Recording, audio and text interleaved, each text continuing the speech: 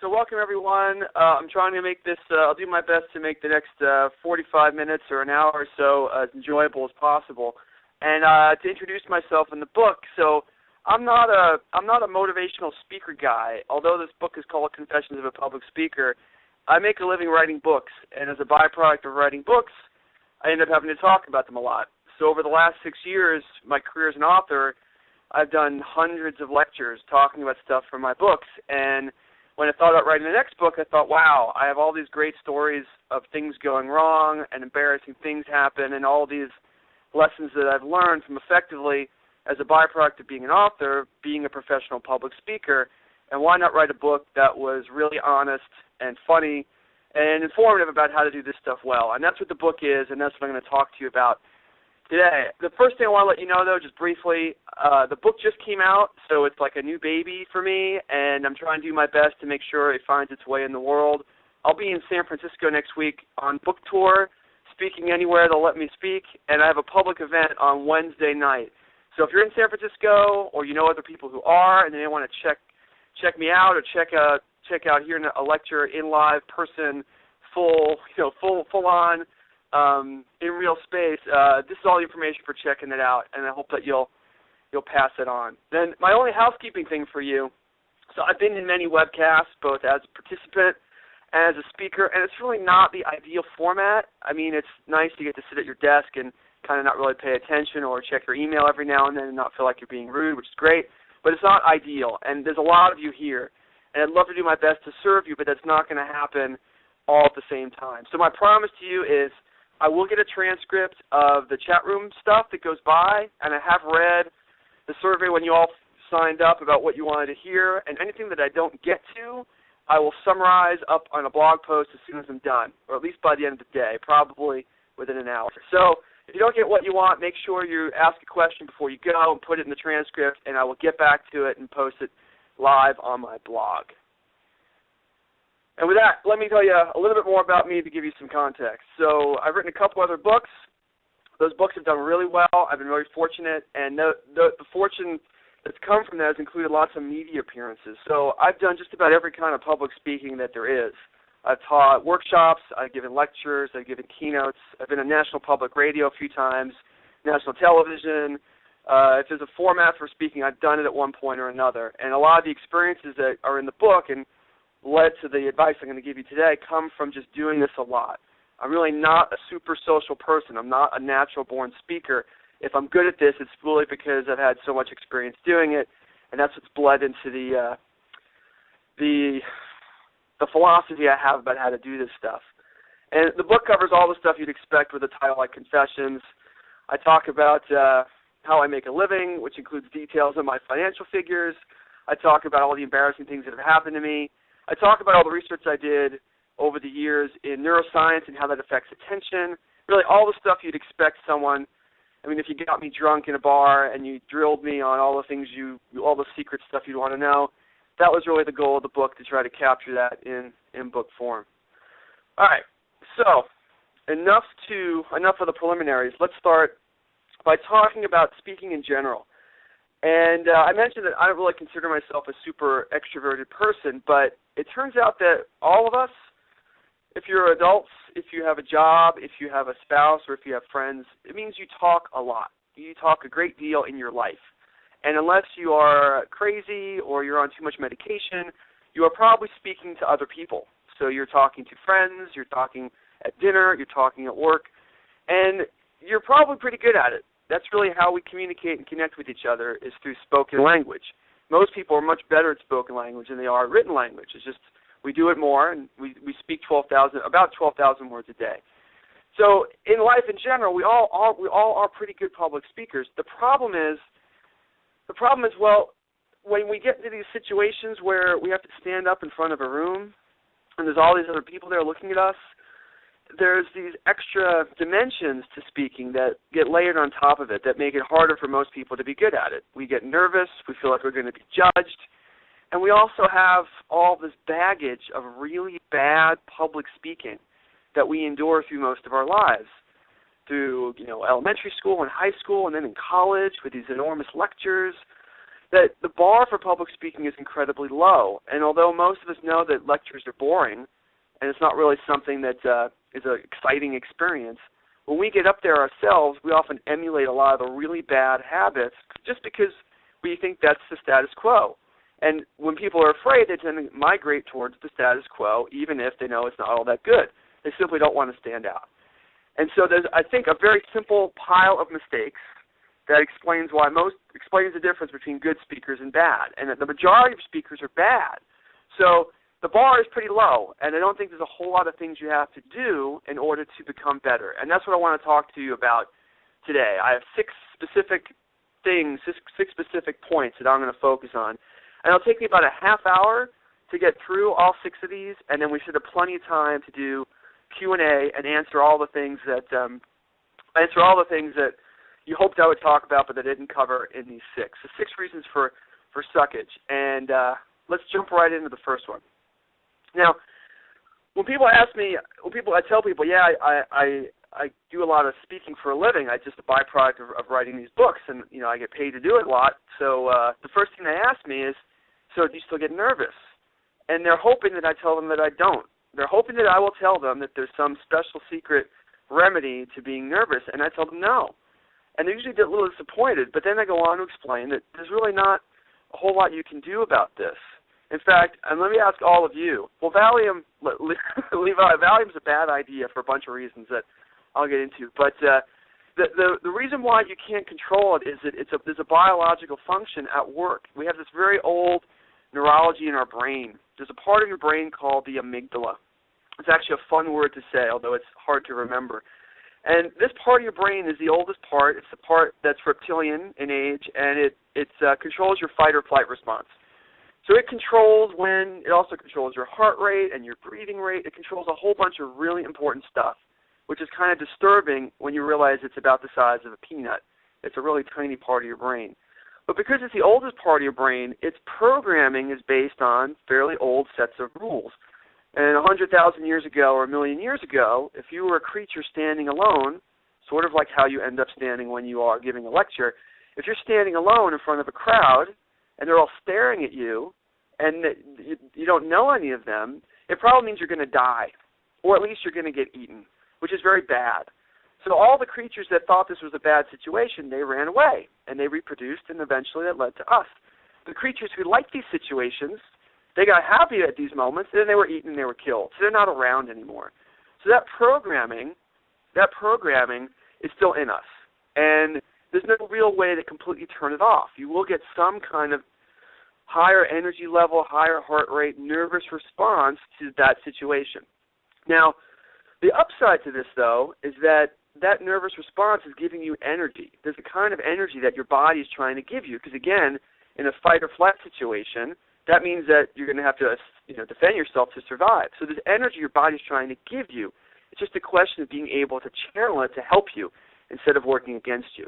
So it turns out that if you try to dig up research on famous performers, musicians, actors, athletes, in all the research I did for the book, I couldn't find a single one who said they never got nervous. They all get nervous too, but what they do is they develop rituals and practice and things that allow them in those moments to get over those fears quickly, or at least to convert that energy into something that can help them. And people who perform a lot simply are better at managing those nerves instead of being people who simply are able to turn them off. So instead of being afraid of the crowd, which is what most people allow themselves to do or are in denial about it, the tactic you have to take is to eliminate the issues that you can control. So the amygdala is there. Unless you're willing to have brain surgery to take it out, which would probably be bad, you're stuck with it. So you have to know going in you will be nervous in the moment. And that means you have to control and invest energy in controlling all the other factors that you can take care of. So this includes simple things like knowing your material. It also includes making sure you get to the event early so you can get your body acclimated to the space. Again, if the fight or flight response is a physical response, that means you can diffuse it physically by getting there early and walking around and letting your body know this is not a dangerous place. One trick I use all the time is I get there early and I sit in the back row and just get myself comfortable to what it'll be like for my audience to be there. That always makes my body feel a little bit more relaxed, and it's more like a place I'm familiar with. if you show up late or 5 minutes before, or you end up struggling with your slides because you're still working on them in the last minute, you're setting yourself up for it. You're allowing yourself to be victimized by things that you can prevent. So when I think of public speaking, I'm looking at all the things I can control because I know there's some that I can't. You know, the other really good tip is, especially if you know you get very nervous. Again, nervous energy is a biological response. Go to the gym the morning of your talk or your presentation or your pitch or your sales meeting, whatever it is. Go to the gym. Let your body exhaust all the nervous energy that's purely about the amygdala response. Get that out of your system. I guarantee you'll be way more relaxed simply because your body's more relaxed. And my second point for you is about looking like you know what you're doing. That no one ever wants to feel like they're your guinea pig. No one ever wants to feel that way. Everyone's time is precious. They want to feel like they have an expert in front of them who's going to do a good job and give them what they came to get.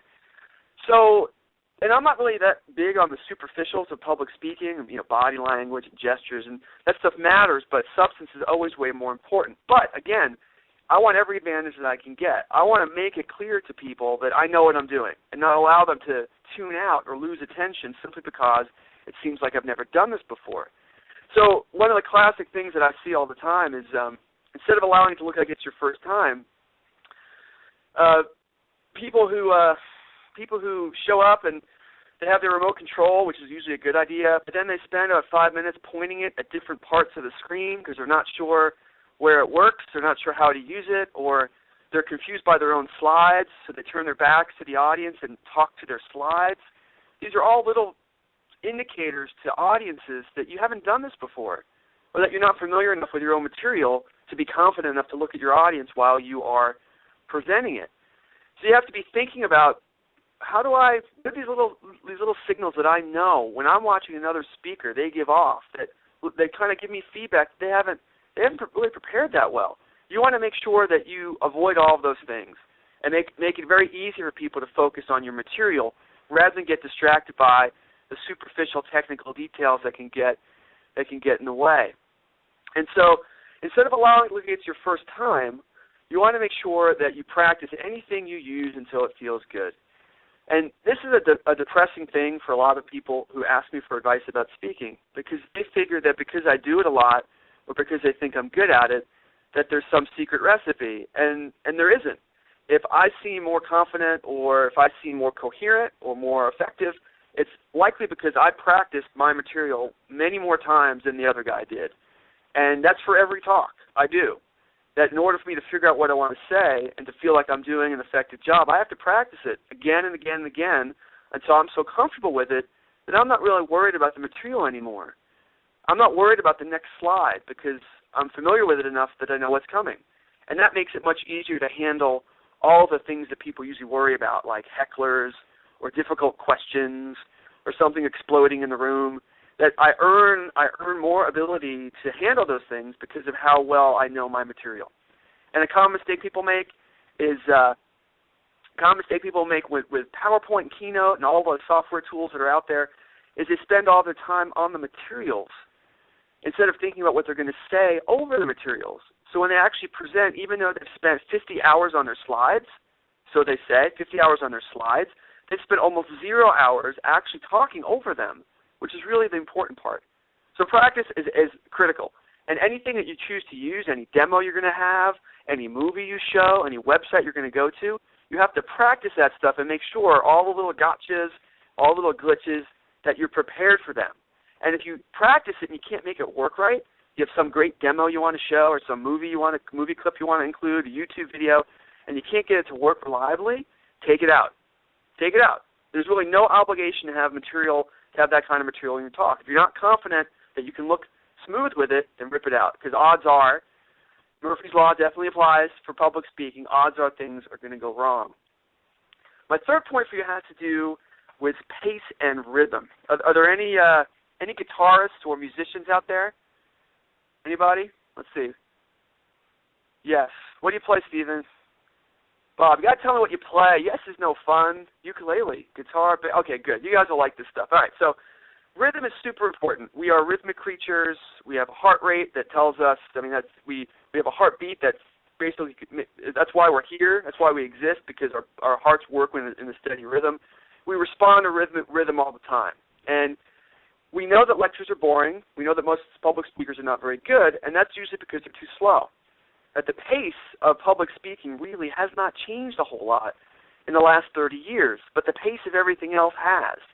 So there's something wrong there, because your audience is the culture and the media that people expect and are used to is much faster paced, or at least much better paced than most public speakers give. And so the analogy I want to give you here is about turtles. And I'm a New Yorker. I'm a New Yorker who lives in Seattle now. I've lived here for 15 years. And I love Seattle, but the pace in Seattle can sometimes be very slow. And often I'm in line to get coffee or at a fast food place behind someone who doesn't know what they want, and they're slow. They're in my way, and they're slow, and I call these people turtles. And when you're in life, when you have a turtle in front of you, it's annoying and it's frustrating. The only thing worse than having a turtle in front of you is having on drugs, because turtles are slow. We know that. But a turtle on drugs, a turtle who's on drugs, is still going to be kind of slow. But they're going to be slow and unpredictable.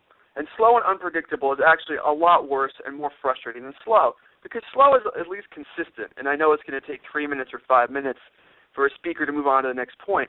But slow and unpredictable, that's much worse. That's what happens when you are in the audience and the speaker's been going for 20 minutes, and you're like, has he started yet? What is he talking about? Is he talking about is he really, this is it? This is it? This is what he's doing? He hasn't even made his first point yet. That's a turtle on crack, or a turtle on drugs. It's someone who's slow and unpredictable, which is entirely avoidable. And there are really good reasons to avoid it. So some of the research I did for the book, although I'm a very experienced public speaker, up until I worked on the book, I'd actually never read a single book on public speaking. I had just practiced and had a lot of experience doing it, but in researching the book, I read every public speaking book I could find, including books on neuroscience and cognitive psychology, about how the brain works, and I found this stuff was actually very useful and supported some of the things that I knew I'd learned intuitively. One of those things is about attention. And all the research on attention, it's pretty difficult to come up with an easy number for this, but in terms of how much time people can pay attention to things, all the research that I read, if you average it out, there's a sweet spot between 5 to 10 minutes. That's a good number, rough rule of thumb number for how much time people can pay attention to any one thing. Now that means that if you're going to talk for an hour or half hour, you have to be thinking how to divide up your material into 5 or 10 minute chunks. Now this is another fallacy with the slides, that you don't really know if you only spend your time with slides, how much time a slide is going to take. Because you could spend 10 minutes on one slide or 30 seconds on one slide. And until you actually practice doing it, you'll never know. But your goal in speaking is to pace your speech or pace your lecture or your pitch or whatever it is, so that you're controlling people's attention and making it easy for them to follow and pay along. To play along, not to pay along. Now, there's one other angle on this which is very important, and that angle is that people are likely to pay attention to things that they're interested in. So this 5 or 10 minute rule has a lot of flexibility. If I were to tell you that for the next half hour I was going to talk about how I was going to give away $500 million, and my talk would be about how I was going to decide who I was going to pick, I could probably keep your attention for more than 10 minutes. On the other hand, if I was going to tell you that I was going to talk for a half hour about my tax law problems and who I was going to get to help me with my taxes, I'd probably have trouble keeping your attention for even 5 minutes. So a huge amount of the attention thing is based on the quality of your material and how well you've matched it to people's interest level. But as a general rule of thumb, 5 to 10 minutes. Breaking up your material into 5 to 10 minutes is super important. Another fun bit of research for you is, although lectures have been the staple of college education for hundreds of years, there's been very little research done into what happens to people when they're sitting in a lecture. And again, intuitively we all know this. Lectures are boring. College is often a test of how well we can pay attention to boring things and stay awake in class. There's a guy named Bly who wrote this great book called What's the Use of Lectures? It's featured in the book in a few places because he has some great research there. But one of my favorite bits of research is this one. He strapped up his students trying to get data about lecturing. He strapped up his students in his class to heart rate monitors and then gave them a lecture. And surprise, look at what happens. When you start, you have this nice little, fairly normal, high-level heart rate of, 88 or so. And then very quickly at the beginning, right away when people start listening, their heart rate declines. And you get the slow decline all the way down until after about 10 or 15 minutes, you've now reached near catatonic sleep-inducing levels, which is, again, not a surprise given our experiences. We are not engineered. We have not evolved to sit and listen. We evolved to hunt and gather and do all sorts of physical things. So if you're a speaker and you have a long lecture to do, you have to find ways to change the pace, change the rhythm, introduce other media, do something to keep people's attention and help them to follow along. So instead of being a turtle on drugs, make sure that whatever you do, there's a rhythm that people can follow, and that's built into your material. It's based on time, not based on the number of slides that you have. Now, I mentioned earlier on that we're all good speakers. If we have spouses and friends and coworkers who will talk to us, that means we're decent at speaking. But it's also true that all of us have a friend or maybe a coworker who, you might be with them when something really exciting happens, like you meet a celebrity or you win the lottery or something amazing happens, and you're with them and then you see a bunch of other people and they're telling the story of what happened. They're telling the story of the exciting thing, and they tell the story in the most long-winded, boring way where they're telling about what they had for breakfast and all this stuff that's irrelevant, and they go on for 10 minutes and utterly make the exciting thing boring. So it's possible, it is possible to make anything boring. And that usually is by being comprehensive, by giving too much detail, by not realizing what the interesting part of the story is, or by being self-indulgent and egotistical and focusing on what you find interesting rather than what the other person is likely to find interesting. Really, the goal of a speech or a talk or a lecture or pitch or any form, I really feel that all the different forms of public speaking that are out there are incredibly similar, at least in terms of thinking about how to get better at them. You're really trying to provide a path. You're going to start talking, you're going to have some kind of narrative, A happened, then B happened, then C happened, and you want to have people follow you on that path for as long as you're going. So if you start out with the long-winded version, you start out with an angle that's only interesting to yourself, you're basically making a path that's really hard to follow. But the goal from your first slide to your second to your third, all the way to the end should be, is this thing going to keep them along? Can it keep them along? Am I going to keep their attention? Am I going to follow along this path that I've created? And I think there's two very simple ways to think about this. Two very simple ways to keep people interested. One is very easy. It doesn't pay off as well, but it's super easy. And that is, make your material interesting to you. You have to find a way to talk about your topic so at a minimum, you're interested in it. That at least for you, you can get up there and there's going to be natural energy that you have about the topic, that you're passionate about it, or that you're excited about it, or you at least believe in what you're saying. And that means if you're assigned, your boss tells you, give a talk about this. And the generic way you think to define the talk or title it would be, Introduction to X, or, X 101, these very basic, generic ways to title something. That's a really boring way to frame what you're going to say. You're not creating a path there for people to follow. You have to find an angle in there that makes it interesting. To say, X is important and why you should care, or the 5 reasons that X will change your life, or why I get excited about X every day. You're at least setting yourself up that the material you create is going to be on a pathway that at a minimum you will be excited about. And when you get to slide 7 or 10, you're halfway through and you're starting to get tired, you'll have a natural energy that pulls you on through. It's an easy thing for me when I'm asked to look at other speakers or give them, consult with people who are giving a big presentation, is I can tell they give off this energy that they don't really care about what they're saying. And it's crystal clear. And then I ask them, well, do you care about this particular topic? And they'll go, well, no. And I'll say, well, what is it you really wanted to talk about? Or what was the point that you really wanted to make? And they usually know what it is. And then I tell them, put that in. If you can, make that a key part of your message. And then you'll get some natural energy. And even if people find what you're talking about boring, they'll find you interesting because you're at least passionate or committed to what you're talking about. That's the easy one. The hard one, which pays off much better though, so it's a higher investment but much higher payoff, is to make it interesting for the people who are listening. This requires a little bit of legwork. You have to be thinking from the day you get your assignment or the day you decide you want to give a lecture, who's coming? Who are these people? How old are they? What do they do for a living? Why would they choose to take an hour out of their day to come and listen to this? What are they expecting to learn? What do they want to get better at? What are their concerns or fears? Or there's a half dozen super easy questions that you have to start asking.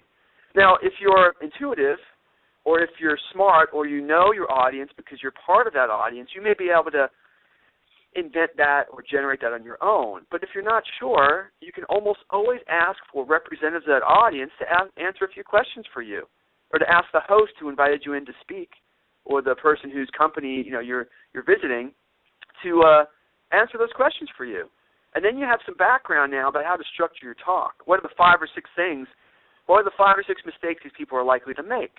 Or the 5 or 6 problems they want to solve? Or how can I take my knowledge and apply that in ways that when they leave the room, they'll feel like they got their value?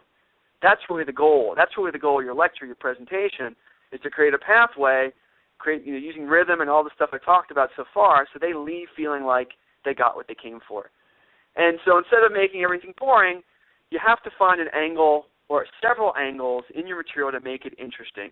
The easy one is make it interesting to you. The harder one is invest the energy and the time to know who's coming and to develop your material so it satisfies those particular needs. We're on the home stretch now. I got about another 10 minutes of my material, and then we will jump over to full-on, no-holds-barred Q&A. So my next point has to do with language.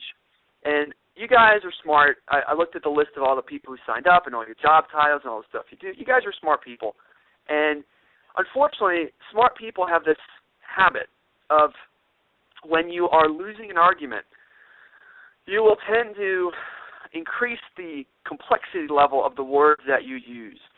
And the syllable count that you put into the words you use goes up as the argument continues, hoping that you will say a word that the other person doesn't know, and since they're in an argument with you and they're unlikely to admit they don't know the definition of that word, they will give in, and you will win by technical knockout by rhetorical advantage. This is not really a great strategy for public speaking. In public speaking, or again, pitching, lecturing, teaching, any of these formats, your goal is to get people to follow along with you. And using jargon and complex language, that's a very passive-aggressive or defensive way to teach or to lead. Putting up complex charts and insisting on trying to make things sound as complex as possible only pushes people away. It only makes them feel like they don't understand or they can't follow, and that's not the goal. A lot of speakers do this because they're afraid. And at the front of the room, they feel vulnerable about it, so when they're making their material, they're trying to protect themselves from having questions asked. They're trying to protect themselves from actually having anyone understand it enough in the room to ask a good question. A question is a sign of interest. A question is a sign that people follow along well enough that they have something else they want to learn. That's good. But to create material where you're defensive or using jargon or you're focusing on trying to make yourself sound smart, you're basically defeating your own purpose. You're pushing people away, and you're decreasing their ability to follow along and pay attention. So I'm a big believer, and this is true as a writer, this is true as a speaker, it's true in all kinds of communication, that clear and concise communication is not stupider. It's not like playing down to your audience. If you do it really well, it's actually effective. It's actually effective communication, not to need the jargon or the complex stuff, at least not to start with it. Again, think of the path. Your opening 5 minutes or 10 minutes should be bringing people along. And if they can follow your opening 5 or 10 minutes, then maybe you introduce some complexity or some advanced stuff or challenging stuff or things that are more sophisticated. But you shouldn't lead with that stuff. You want to find a way to bring people along. And so when I see a talk that it's really complicated and it's got 50 slides and 10 bullets per slide and there's these diagrams, I'm like, wow, this is someone who's either terrified of their audience or they have no idea what they're saying. They have no idea, and they've gotten good at covering up for their lack of clarity by using lots of stuff that seems complex, but really they haven't thought through well at all. So instead of allowing rhetoric and jargon and the fear of having people ask questions drive the show, you want to make sure that at all times your points are clear. And it's important to separate out your points, which is, again, the things you want people to leave with or the things you expect them to learn, from your arguments. and your arguments are the things you use to support your points. They should be very distinct in your mind, what the points are, what the arguments are. No one should ever leave your pitch or your presentation or your course thinking that they don't know what the point was. That's a total failure. If they leave knowing the points, but they don't believe your arguments, that's fine. That's okay. That means they follow along enough to know what you were trying to convince them of, but they're still unconvinced. Because then they can come back to you and at least ask a question. Or say, hey, I saw what you said about trying to be clear, Scott, but I didn't really get your argument about the rhetoric thing or the language thing. Now at least there's a dialogue where you can explain your point in a different way. That's really good. But that usually happens only if you're able to separate your points from your arguments and make sure that your points are crystal clear. Even if it's as simple as healthcare is good or healthcare is bad, or there should be some simple set of points that you make that people walk away knowing at all times.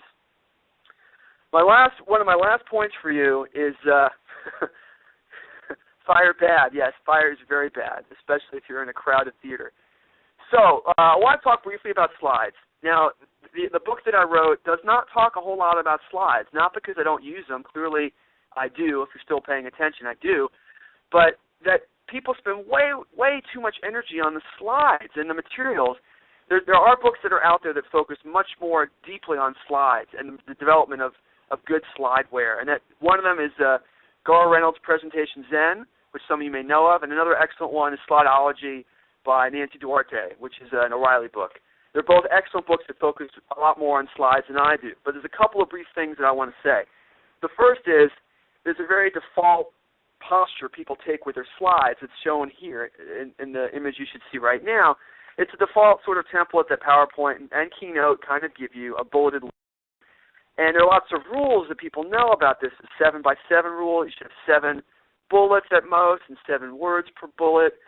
And I think a lot of the stuff is really going the wrong. It goes all in the wrong way. That the slides are a distraction. And usually when people have slides like this that are in this visual format, I know immediately that they haven't really practiced very much. Because they basically create an outline here that they're going to try to use as a notes device to get them through all the points they want to say.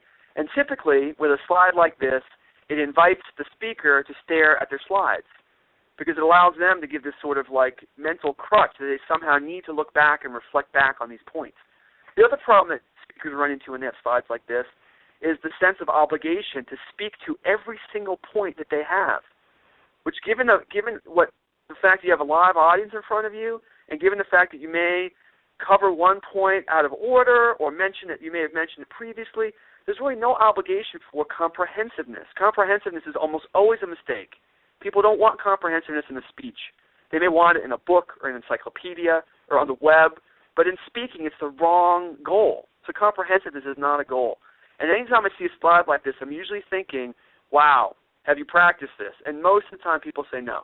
They're still not sure what they're going to say, and the slide, the vagueness of the slide is reflective of that. Now, of course, that's not to say that bullet points are always bad. I think I probably had 3 or 4 of them already in this talk. There's no hard rules about this stuff. It's really about how the slides support whatever the speaker is going to do. And the other end of the spectrum in terms of visual design mistakes for slides, when I see slides that are like this, or slides that are complex flow charts where there's 10 or 30 or 50 elements on a single slide, I also know that the person who made this slide has probably not practiced. They have not actually practiced even once talking to the slide or practice what they're going to say while the slide is up. In the cognitive science literature, they talk a lot about visual density and how much information you can actually learn through each particular medium. Each medium is good for some things and bad for others. There's spoken word, there's movies, there's written text, and high-density stuff does not really work that well for spoken language. It just doesn't. It's really not the best way to go super deep. And a slide like this, where there's a ton of information here, there's a ton of information. I mean, Edward Tufte would have a field day with just the density of information that's here. The point that whoever's speaking is going to want to make is probably not nearly as complex as what's warranted here. I mean, this is a slide for the Civil War, the slide for the war in Iraq, and it's about trying to give all this data about what's going on. The high-level points are things getting better or worse? What are the ways they're getting better? What are the 3 ways they're getting worse? And all the visual design here, however elaborate it is, doesn't convey that very well. And it conveys to me the speaker will probably someone who spent 10 hours making the slide and obsessing about, we can have orange triangles and red squares and red triangles and yellow squares, and got very obsessive and excited about just the act of creating the slide as a visual artifact. And then when he gets up there to speak, is going to be proud of his baby and spend a half hour talking about one slide about stuff that no one actually wants to know about. So I usually, it's a warning sign. There's certainly exceptions, but it's a warning sign when slides are this complex or simply flat bulleted lists. It usually means the person didn't practice, which usually means they don't know what they want to say, which generally means their points are not going to be clear. So instead, that was my rant on bad slides. Instead of allowing your slides to take over and be the show, slides are really a prop.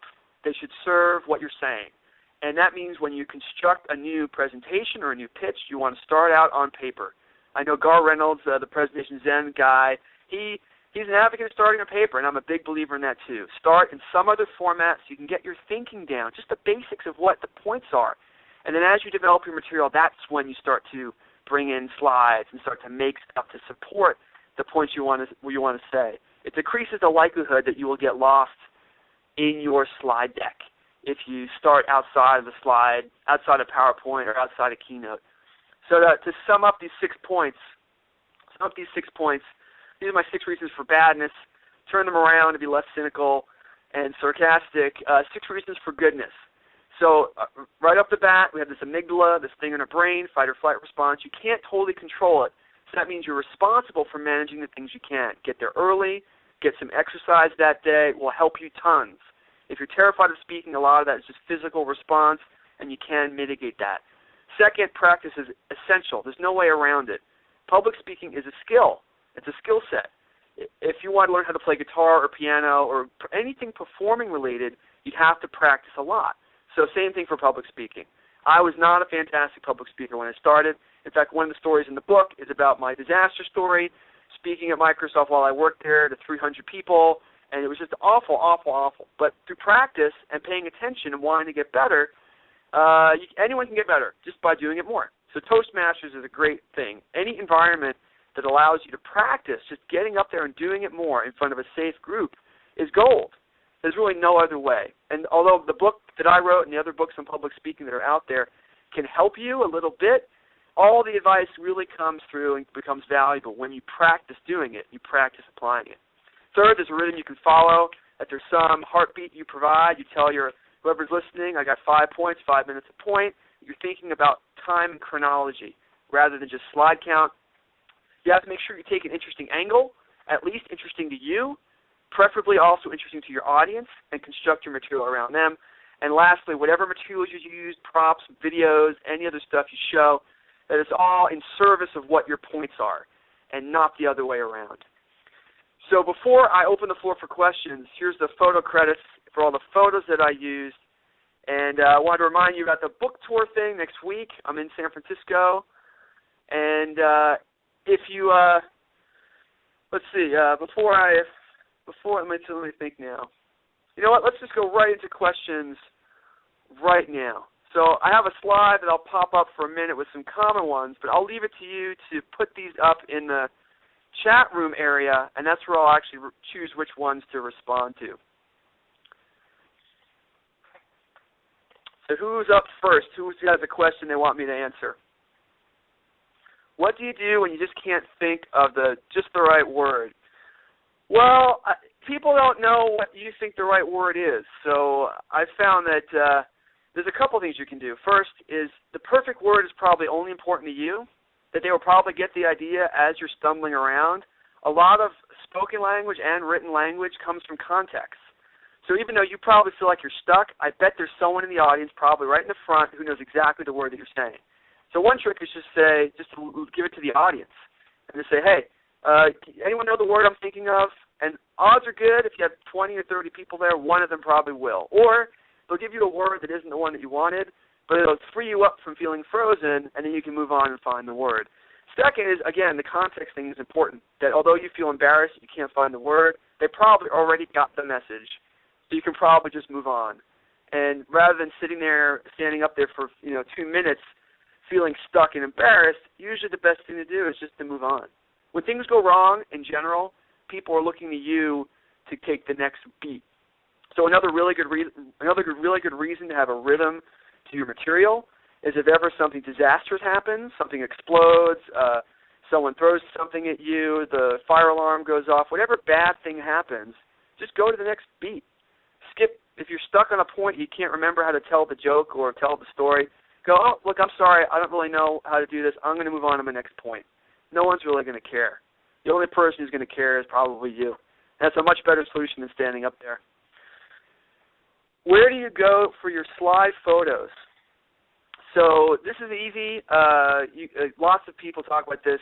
Guy Kawasaki, his blog, he has a whole long list if you search on his blog for photos for slides. You can go to Flickr. If you look for, there's a way to search on Flickr for Creative Commons licensed photos. So you can find photos on Flickr that people agree can be used for royalty free. There's a bunch of other sites. There's one called sxc.hu, which is one I use. So some of the slides, some of the pictures from here are from there. There's a bunch of them, but you have to be careful to make sure people have actually put them into public domain, and make sure that you credit them when you use them. Okay, next question. You mentioned body language. What is your advice about walking around versus standing in one place? Also when you have multiple speakers with one presentation. The important thing is just to be natural. There's really no universal law about body language. That's why I'm not a fan of focusing on that stuff. As long as you feel comfortable and you're not doing anything annoying, like rubbing your nose every 3 seconds or picking your nose every 10 seconds, as long as you're not doing anything distracting and you're comfortable, that's what matters. So you really won't figure out what's comfortable for you until you do it a lot. When I first started, I would stand right behind the lectern. That just seemed the most natural place for me to be. I was uncomfortable, and a lectern is physically a shield. I mean, it's really what it is. So you can feel less vulnerable there. Fine, great. People can understand that. That's what it's for. And then eventually I realized that the distance between where I stood and the audience was kind of a problem, that I wanted to get closer to them, at least at some point, and so I had to move. And I practiced trying to get comfortable at least once during a lecture. That was my goal, once during a lecture, to move away from the lectern and just hang out outside the lectern for 5 minutes or so and then try to move back. And then once I got comfortable doing that, I moved on to just deciding based on the size of the crowd how much movement to do. So I don't think there's any hard and fast rule. If when you move, you look like you're really uncomfortable, then don't move. If when standing behind a lectern, when you watch a videotape of yourself, you seem really uncomfortable behind a lectern, then try moving around. There's really no single hard and fast way to solve that problem. How do you handle hecklers? What about people who raise their hands but never really ask a question? Okay, so hecklers are really rare. I mean, exceptionally rare. And although people are terrified of it, I mean, it's happened to me maybe 10 times, 12 times, like somewhere in that range, which given the number of lectures I've done is incredibly small. So it's really not a fear. It's so rare. And usually when a heckler heckles, the audience hates him or her as much as you do. They're on your side. So as long as you can find a way to dismiss them or acknowledge them and then move on, say, hey, that's funny, okay, and then move on to your next point, usually nothing bad will happen. The heckler will feel heard, which is usually what they want. But since he didn't get you riled up or upset, he'll be disappointed and won't do it again. The audience will be pleased that you maintained control over the room and got rid of an annoying person. So I don't really worry about that too much. I think a big trick to all of this stuff is that as the speaker, people will respond to your vibe. So if you spill a glass of water and you're devastated by this, you now have a stain of water on your jeans, you're devastated by it, they'll think it's devastating. If you spill a glass of water on your jeans and you find it funny, or you think it's silly or entertaining, or you make a joke about it, then they'll blow it off too. So the same thing goes for hecklers, or for equipment failure, or as long as you find a way to move on and continue with the show, they'll follow along. I mean, that's really the golden advice, that you have to realize they really don't care. They didn't come for the heckler. They didn't come to watch you spill your coffee. They came to learn something. So as long as you're continuing to try to teach them something or convince them of something, then they'll follow along. Who are some public speakers that you feel do a good job. First name that comes to mind is a guy named Damien Conway. He's fantastic. He's going to hate me now, but he's either Australian or from New Zealand. I don't remember. I think Australian. But he's a fantastic guy. He gave me a story for the book. He's one of the best speakers I've seen in recent memory. Guy Kawasaki, also a fantastic speaker, practices a lot of the stuff that he preaches about speaking. Those are the first two names that come to mind. I have to think of more. Someone has been asking the question for 3 minutes and shows no sign of stopping anytime soon. What do you do? So there's a section in the book, an entire chapter of the book. It's all about these kinds of situations. It's called What to Do When Things Go Wrong. It talks about hecklers. It talks about the people who ramble on forever and won't stop talking even though they're supposed to be asking a question. And I've covered about 30 to 40, and these are all things that have happened to me in the book with counter moves. Now, the counter move for that one is simple. You have the microphone. You're the only other person in the room with the microphone. Cut them off. You're Phil Donahue. You have bills to pay. You got stuff to do. When someone goes for about 30 seconds and I get that vibe, they haven't really figured out their question yet, I will interrupt them and say, hey, I'm going to come back to you when you figure out what the question is. I'll try to come up with a way that's a little bit less rude than that one to interrupt them, get them to focus their question, or move on. And often I'll say, hey, like you're not ready for a question yet. That's cool. I'll come back to you in a minute, and I'll go pick someone else.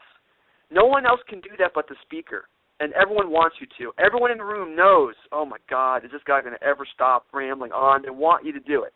So when you do it, they'll be happy. What if a heckler comes from your country manager, present in the room, and everything goes live stream? How to handle it? After all, it's your colleague. Well, if it's your colleague, I think you probably want to rough him up after, take him out back and smack him around, because that's non-collegial to heckle you live in front of a crowd. But I'd handle it the same way. I'd try to answer the question. If he says something mean, it's not going to rattle me. I try to find something useful in what he said that the audience would probably care about and answer that. It's a section in the book of avoiding use of teleprompters like the plague. I guess you've read the book. Thank you, Ron, for actually reading the book. With Obama having been poster child of the power of speaking with a teleprompter, would you like to revise, clarify that stance? My problems with teleprompters are personal. I'm not against them fundamentally. I just know from my own experience that they create more problems than they solve. But I am not a leader of a major nation in the world. I would give as many speeches as he does. Wars will not start if I say the wrong thing in a speech. So there are certainly reasons why having more control over what you say makes sense.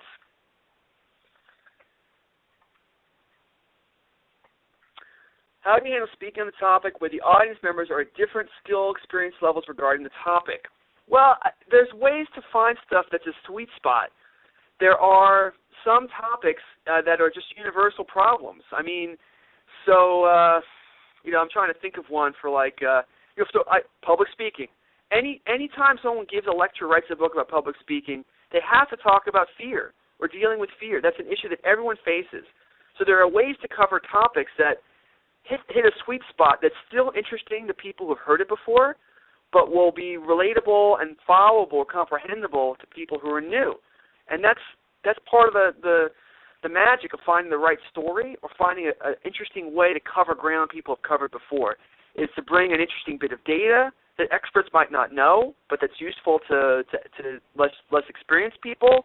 There are ways to manage that sweet spot. Also, I mean, at the end of the day, if you really had to, you could divide up your talk. So if I have 40 minutes, I maybe spend 10 minutes giving people an intro, trying to do it in an interesting way to set up everyone in the room so that the last 20 minutes or half hour, they can follow along. And that to give the people who are beginners just enough knowledge that the expert level stuff they can follow. I agree with your point about Valium, but what about beta blockers for managing the reptilian responses to nervousness? The short answer is, look, everybody's different. I'm not a doctor. Some people may need more help with this stuff than others. That's a good reason to go to professors or people who are professionals at figuring that kind of stuff out. But from all the stuff that I've read, I mentioned it all in this talk, that energy that comes from being nervous is useful. That is power. That is energy, as long as you can find a way to channel it. So turning it off and making yourself not nervous also makes you not excited. There's there's a thing in the book Brain Rules. John Medina's excellent book, Brain Rules. And he talks about how biologically being stressed out and being excited are very similar. Heart rate goes up, respiratory rate goes up. There's a whole bunch of stuff that happens biochemically that's the same when you're nervous and excited. You can't, biologically, it's hard to tell the difference. So that tells me there's stuff there that's useful if you can find a way to make use of it. Tell us a sec or two about your other books. Well, that's easy. I can do that really quickly. So most of my stuff is about invention and innovation. So I worked as a program manager at Microsoft for 10 years. My first book, Things Happen, is all the stuff I learned about leading and managing project teams over 10 years. I worked on Internet Explorer in the early days, in 1994 to 1999. My second book, The Myth of Innovation, this is all the stuff that I'd learned over 15 years about the truth about how invention and discovery happens, and what we can take from what actually, not what we think they did, not what was in the movies, but the truth we can take from the fun stories from Da Vinci and Edison and Tesla and the founders of Google and the founders of the inventors of the mouse, Doug Engelbart, and all the great stories that you think you know. I dug up the true stories, often from the first-person journals from these people, and take all the habits and patterns that they used and teach how to apply that stuff today. That's the myth of innovation.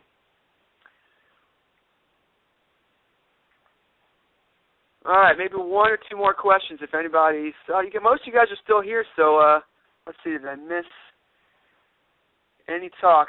Any question?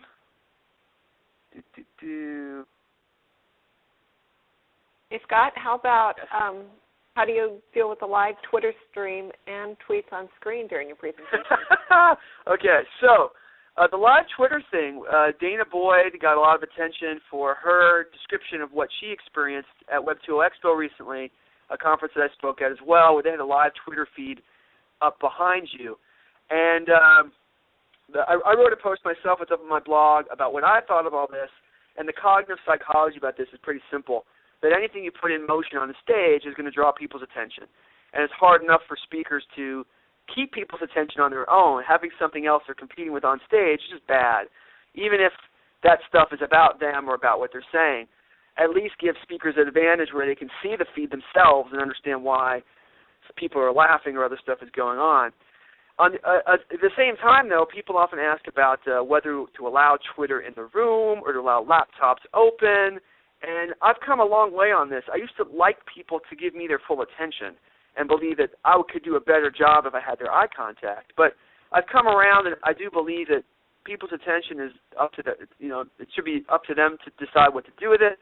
And so much of what people do now is live and on the web, and they blog about things or they take notes in their computer, that you have to allow people to choose for themselves how to spend their attention. Sometimes I still ask people, if I notice from the start that there's a lot of laptops open, I will ask people, I'll say, hey, look, you can do what you want, totally respect that, but give me 5 minutes. Give me 5 minutes of your undivided attention, and after that, if I suck or you're bored, hey, do what you want. Open your laptop, go play solitaire, get up and leave if you want. That's fine. If you're not interested, that's fine, but give me 5 minutes of undivided attention, and I bet I can earn enough of it that you'll want to keep giving it to me. And that usually works, and I'm fine when people decide to leave because, hey, that's their choice.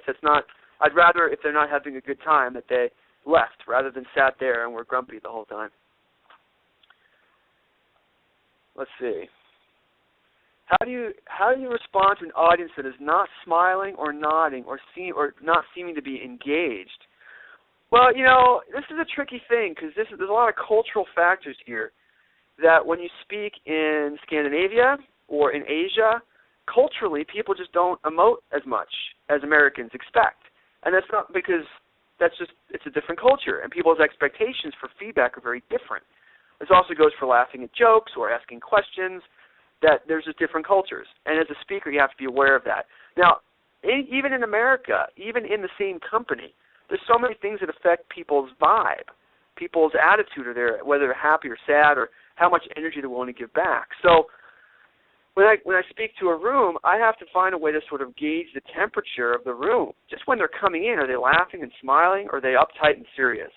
Are there groups of people that are coming in together that know each other and they're having fun, or is everyone coming in individually? And I'm trying to find a way just to gauge what the temperature level is, because there's some crowds where you could bring a comedian in, you could bring Chris Rock in or something, and you get nothing. They're just uptight, and they're at work, and they're stressed, and something bad happened that morning, and even he wouldn't feel like he got a great response. But they might think he did a great job. So there's a certain calibration you have to do that's very difficult to do in real time about what kind of audience you have. So that means if ever you're speaking at an event or there's a speaker before you, you want to make sure you go and catch at least the last 10 minutes of that, just so you get a sense for what the vibe is like. If the guy was great and the audience was dead, then you know, okay, this audience is kind of dead. If the guy sucked but got a lot of response or high energy, okay, this is going to be a more lively experience. So you can only gauge that by going early. And I have to tell you, honestly, sometimes I'm halfway through and I'm like, they're just not buying it. They're not into me at all. And you got to go on with the show and focus on the people in the room who are giving you more energy. And then when you're done, you find out whether it was you or whether it actually was that they didn't like what you were doing.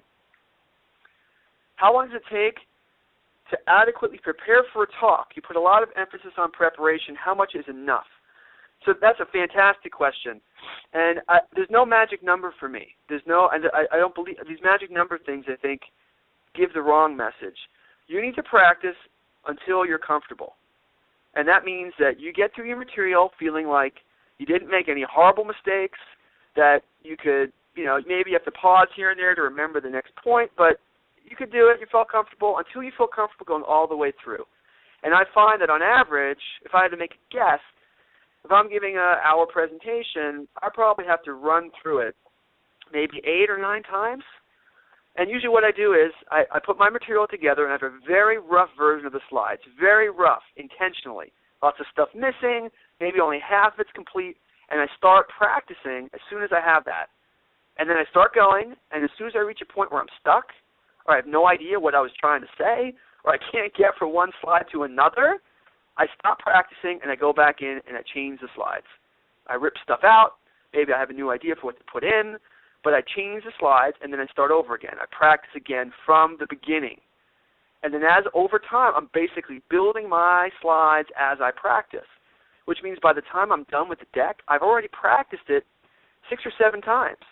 And then maybe if I'm really worried about it or it's a big thing like Web 2.0 Expo and I have 3,000 people in the room and it's going to be broadcast live on the web, I'm going to practice it again anyway.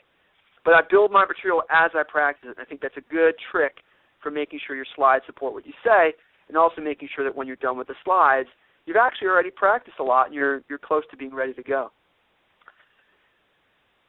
Do you videotape yourself and study that way? Well, yes. I mean, at this point, I'm lucky. I'm successful enough that a lot of the stuff I do gets videotaped for free. They do it, the events do it, and they put it online sometimes, and I go back and watch it. I don't watch everything, but I'll watch it if I think that I messed something up, or I'll watch it if I think it felt really good. Because in both cases, I want to compare what I think happened to what it actually looks like happened, and often it's very different. So you have to find a way to calibrate that. You only get that through watching the tapes. And it's a great trick. Is anyone can get a video camera and record themselves speaking for 5 minutes, and then watch it. It's something I advocate in the book. Is getting in there, and we're very good at criticizing other speakers. So why not do it on yourself before you inflict your public speaking on other people in the audience? Hey, Scott, it's Catherine. Looks like we're out of time, and I see that a lot of people are dropping off, and you're doing such an amazing job. I could listen to you forever, but I think we better call it a day. Okay, guys, so what I'm going to do is all the questions I didn't get to, this is your last chance if I didn't get to your question. Put it in the chat room stuff now, and then I'll probably do it within the hour. I will post it up on the blog and give you all the answers there. Thanks for listening, and I hope you'll check out the book.